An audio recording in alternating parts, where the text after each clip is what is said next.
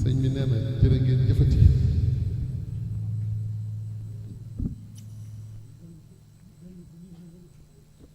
dolli ko liimaan rekk la.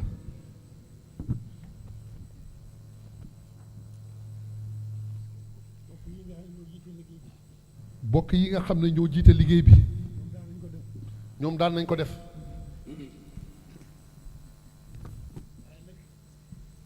waaye nag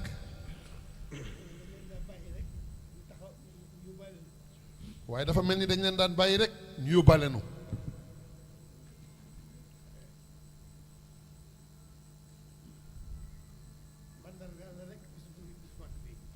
mandargaal la rek bis bu màgg bii ci biir weer wu tedd wii.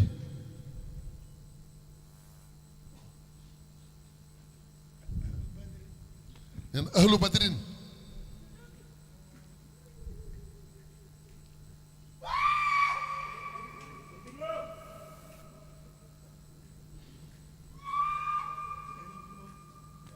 sëriñ bi moom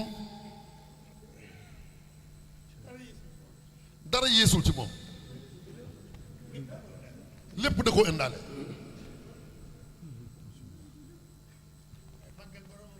waaye màggal boromam topp yonent bi naka ko boromam bëggee. loolu moo waral li jëkk ci xemmemteefam mooy bokk ci ahlu badrin.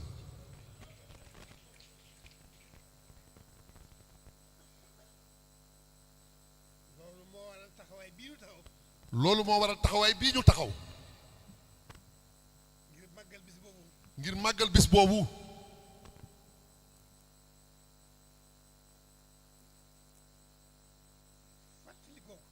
fàttaliku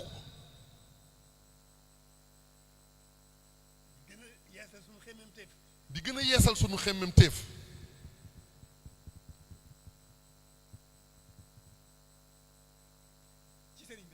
ci sëriñ bi rek.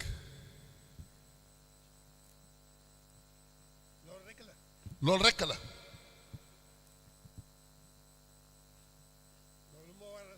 loolu moo waral ñoom ñi jiite liggéey bi daan nañ taxaw bu ñu agsee fii yóbbaale nu. waaye ginnaaw noo bokk bëgg noo bokk jublu noo bokk li ñuy wut noo bokk sëriñ bi bu ñu taxawee dañoo war a taxaw di ñoom. loolu dong la nag.